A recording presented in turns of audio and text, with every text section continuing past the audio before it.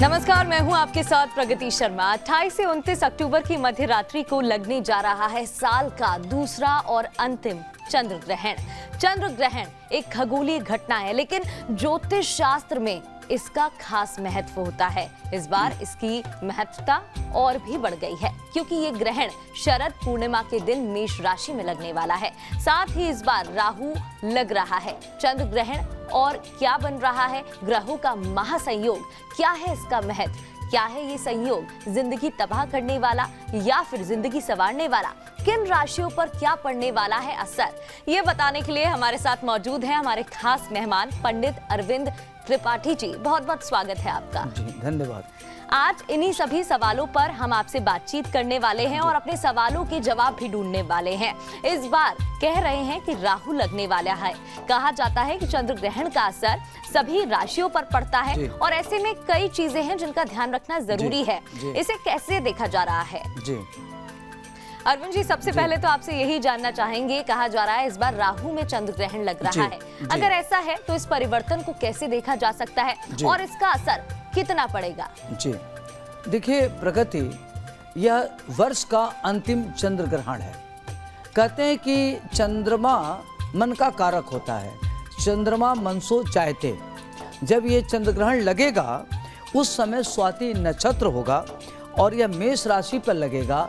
उस दिन शरद पूर्णिमा होगा, तो खास तौर से जब चंद्र ग्रहण लगेगा तो मेष राशि में चंद्रमा बृहस्पति राहु होगा, सिंह राशि का शुक्र होगा और तुला राशि का सूर्य मंगल बुध होगा, साथ में केतु, और कुंभ राशि का शनि होगा। तो जब ये चंद्र ग्रहण लगेगा तो जिन जिन देशों में लगेगा उन देशों पर व्यापक असर पड़ेगा। उसमें भारत में भी यह विजिबल है, दृश्य है। तो कहते हैं कि जब चंद्र ग्रहण लगता है तो चंद्रमा मन का कारक होता है और शरीर 80% शरीर में जल होता है, तो पूरे प्रकृति में इसका जबरदस्त प्रभाव पड़ता है। तो जब चंद्र ग्रहण लगेगा तो जिन जिन देशों में लगेगा सामुद्रिक तूफान आएगा। मन को नियंत्रण में रखने की जरूरत है। सामुद्रिक दुर्घटना होगा और भूस्खलन होगा। पूरे राष्ट्रीय अंतर्राष्ट्रीय स्तर पर उथल पुथल होगा। आर्थिक स्थिति डामाडोल होगी और राष्ट्रीय स्तर पर भी दिक्कतें आएगी। उसमें भारत की भूमिका बड़ी महत्वपूर्ण होगी। जो ये देश में युद्ध चल रहा है विदेशों में और कई जगह कई देशों में युद्ध चल रहा है, उस पर भी व्यापक असर पड़ेगा। कहते हैं कि चंद्रमा मन सो जाते, क्योंकि जब व्यक्ति निर्णय लेता है तो जब चंद्रमा के साथ राहु होता है तो कहते हैं कि वो कैटलिस्ट का काम करता है। अगर कोई फल 1 गुना देता है तो चंद्रमा के साथ बृहस्पति गज केसरी योग बना रहा है, वहीं बृहस्पति के साथ राहु और चंद्रमा ग्रहण योग बना रहा है। तो वहाँ राहु कैटलिस्ट का काम करके 11 गुना फल को बढ़ा देता है। तो देखा जाए तो इसमें एक गलत निर्णय लेने से युद्ध की स्थिति बनी रहेगी। अनेक देशों में तनातनी की स्थिति बनी रहेगी। उसमें विश्व युद्ध की भी संभावना बनी रह सकती है। बिल्कुल। तो पंडित जी, दूसरा सवाल भी चंद्र ग्रहण से जुड़ा ही होगा। आप बता रहे थे चंद्र ग्रहण का किस तरीके से असर पड़ सकता है और इस बार ग्रहण शरद पूर्णिमा के दिन लग रहा है। तो ऐसे में मैं जानना चाहूंगी कि लोगों के मन में ये भी आशंका होती है पूर्णिमा की शुभता पर कहीं इस बार ग्रहण का असर तो नहीं पड़ेगा? जी देखिए प्रगति, आपने बहुत अच्छा प्रश्न पूछा है। चंद्रमा को कहते हैं कि चंद्रमा मन सो जाते। चंद्रमा मन का कारक होता है, मन के हार हार है, मन के जीते जीत। शरद पूर्णिमा अपने सनातन धर्मों में बहुत बड़ा स्थान रखता है। जब शरद पूर्णिमा होती है तो उस दिन पूरे देश में लोग खीर बनाते हैं और चंद्रमा की प्रकाश में रख देते हैं। कहते हैं कि उस दिन चंद्रमा से अमृत की वर्षा होती है।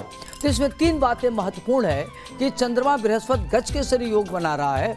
तो गज केसरी योग के नाते जो खास तौर से जिनका मेष राशि है, इन लोगों को थोड़ा सावधान रहना है। हेल्थ वेल्थ को करके लेकर के सावधान रहना है, नंबर 1। नंबर 2, चंद्रमा के साथ राहु भी बैठा हुआ है जो ग्रहण योग बनाता है, तो मन की विकार हो सकता है, व्यक्ति की मानसिक उद्विग्नता बढ़ सकती है, व्यक्ति डिप्रेशन में आ सकता है। तो मेष राशि वालों के लिए यह ग्रहण बहुत अच्छा नहीं है। तीसरी प्रश्न ये उठता है कि शरद पूर्णिमा के दिन जो खीर बनाई जाए उस खीर को ग्रहण किया जाए कि न किया जाए। तो देखिए कहते हैं कि सूर्य ग्रहण में 12 घंटा पहले सूतक लग जाता है और चंद्र ग्रहण में 9 घंटा पहले सूतक लग जाता है। तो 2 बज के कुछ मिनट से सूतक लग जाता है। तो पूरे अपने समस्त दर्शकों से मेरा आग्रह है कि आप सूतक लगने के पूर्व तुलसी दल तोड़ लें, और जब आप खीर बनाते हैं तो चंद्रमा के प्रकाश में रख करके और खीर में तुलसी दल डाल दें। तुलसी दल डालने से जो उसकी एंटीबैक्टीरियल हो जाता है, तो जब ग्रहण लगेगा तो चंद्रमा में जो अल्ट्रावायलेट रेज निकलती है, जो प्रदूषित किरणें होती हैं, वो उस खीर में विष से बचाएगा, उसको सेफ रखेगा। तो उसमें आप खीर बना सकते हैं, खीर का सेवन भी कर सकते हैं, क्योंकि उस दिन चंद्रमा बृहस्पति एक साथ, ये बड़ा अद्भुत संयोग है, कई महायोग बन रहा है। यह योग अपने आप में बहुत महत्वपूर्ण है। और लेकिन जब कहते हैं कि 2 पापाग्रह हो 1 शुभग्रह हो, तो जब गुरु के साथ चंद्रमा होता है और गुरु के साथ राहु होता है तो गुरु चंडाल योग बना रहा है। गुरु चंद्रमा के साथ गज केसरी योग बना रहा है, तो गुरु और राहु का जो प्रभाव है या चंद्रमा राहु का प्रभाव है, उसको गुरु की शुभता के नाते वह डाइल्यूट हो जाता है, न्यूट्रलाइज हो जाता है। तो उसमें खीर आप बनावें, खीर को चंद्रमा के प्रकाश में रखें, खीर का सेवन करें, वह महाऔषधि का काम करेगा, निश्चित रूप से करेंगे, लेकिन तुलसी दल डाल के। और अगर आपके घर में दूध है, दही है, घी है, तो उसमें पहले से तुलसी दल डाल दें। लेकिन ये ध्यान रखें कि तुलसी जब तोड़ना है तो आप सूतक लगने के पूर्व तोड़ें। सूतक में तुलसी को नहीं तोड़ा जाता, मंदिर के कपाट नहीं छुए जाते, मंदिर में नहीं जाते, पूजा पाठ मंदिरों में नहीं करते, लेकिन अपने घर में बैठ के आप मनसा जाप कर सकते हैं। जी बिल्कुल। चलिए, बहुत बहुत शुक्रिया आपका। आगे बढ़ते हुए अब राशिवार जानते हैं कि चंद्र ग्रहण का राशियों पर क्या पड़ने वाला है असर, और उससे बचने के क्या करने पड़ते हैं उपाय। जी गुरुजी, ये तो आपने मेष से लेकर मिथुन राशि तक की जानकारी हमको पहुंचाई। आगे बढ़ते हुए रुख अब कन्या राशि का कर लेते हैं। इन राशिवार के लिए चंद्र ग्रहण कितना असरदायक इस बार रहेगा? जी जी देखिए प्रगति, हमने मेष राशि से लेके सिंह राशि के बारे में विस्तार से बताया। अब आइए हम बात करते हैं कन्या राशि की। जो कन्या राशि की जातक हैं, आज आपको ध्यान रखना है कि आपके रोग और शत्रु बढ़ सकते हैं, षड्यंत्रकारी आपके खिलाफ षड्यंत्र कर सकते हैं, आपके कर्जे बढ़ सकते हैं, और आप बेवजह गलत निर्णय के नाते पेचीदे में फंस सकते हैं। तो आपको इन सब चीज़ों के लेके परेशानी न हो, इसलिए आप प्रथम पूज्य भगवान गणपति की आराधना करें। गंग गणपते नमः, गौरी पुत्राय श्री गणेशाय नमः, भालचंद्राय नमः, विकटाय नमः, और भगवान श्री गणेश को पंचमेवा का खीर अर्पित करें या उनको दुर्वा अर्पित करें, जिससे आपको ग्रहण काल में कोई परेशानी ना आवे। बिल्कुल। आगे बढ़ते हुए अब तुला राशि की भी बात कर लेते हैं। इस बार चंद्र ग्रहण कितना असरदायक इस राशि के लिए? जी देखिए प्रगति, यह ग्रहण जो वृश्चिक राशि वाले लोग हैं उनके अष्टम भाव में है। तो 8वां भाव में व्यक्ति को ध्यान रखना है कि उनको चोट चपेट न लगे, उनको रोग और शत्रु से बचना चाहिए, और कर्जों से बचना चाहिए, और उनकी परेशानी न बढ़े, और अपने को थोड़ा सा ध्यान रखना है कि हेल्थ वेल्थ को लेकर के ध्यान रखना है।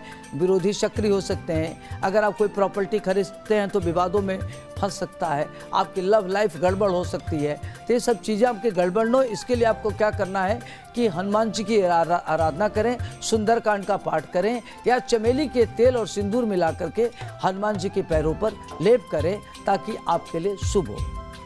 बिल्कुल। चलिए आगे बढ़ते हुए गुरुजी आपसे जानना चाहेंगे अन्य राशियों के बारे में भी। जी प्रगति, अभी तक तो हम लोगों ने बात कर लिया मेष राशि से लेके वृश्चिक राशि तक। अब हम बात करेंगे आगे धनु, मकर, कुंभ, मीन की। तो आइए बात करते हैं कि धनु राशि वाले जातकों के लिए यह ग्रहण कैसा रहेगा।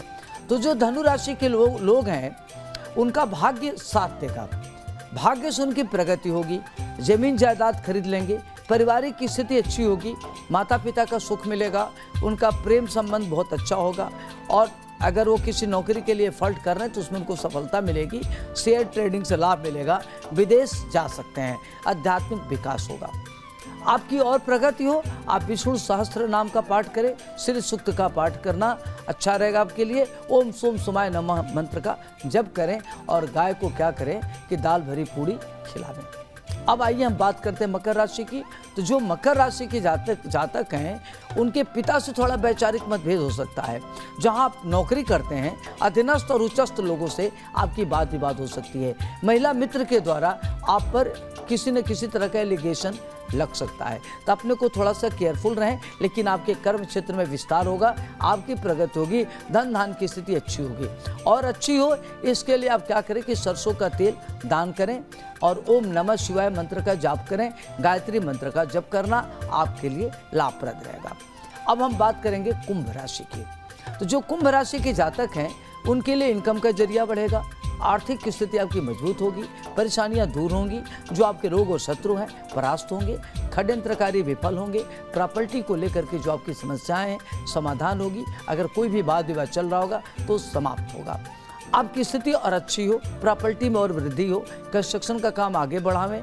इसके लिए आपको क्या करना है कि 11 बार हनुमान चालीसा का पाठ करें और गाय को रोटी गुड़ खिलावें और भगवान श्री गणेश जी को दुर्वा अर्पित करें। अब आइए हम बात करते हैं अंतिम राशि मीन की। जो मीन राशि वाले जातक हैं, आज आपको ध्यान रखना है कि आपके अंदर बहुत सारी फर्टाइल आइडिया है। तो आप कहीं गलत संस्कारों, कहीं गलत लोगों के साथ न फंस जाएं, कहीं आपकी एक गलत निर्णय आपको परेशानी में न डाल दे। तो आप किसी प्रकार का जोखिम भरा कार्य न लें, किसी स्टैंडर्ड से कोई लेन देन न करें। विदेश जाना चाहते हैं तभी विदेश जाने का प्रोग्राम निरस्त कर दीजिए। आयात निर्यात अभी करने से नुकसान हो सकता है, तभी आपको बचने की जरूरत है। खर्च पर कंट्रोल करें और ये ध्यान रखें कि अगर कोई भी खर्च करते हैं तो धार्मिक कार्यों पर करें और निर्माण कार्यों पर धन खर्च करें। कर्जा अर्जा न लें, नहीं तो आप परेशानियों में पड़ सकते हैं। इसके लिए आपको क्या करना है कि आपको कोई परेशानी न हो, श्री सूक्त का पाठ करें, भगवान श्री विष्णु जी की आराधना करें।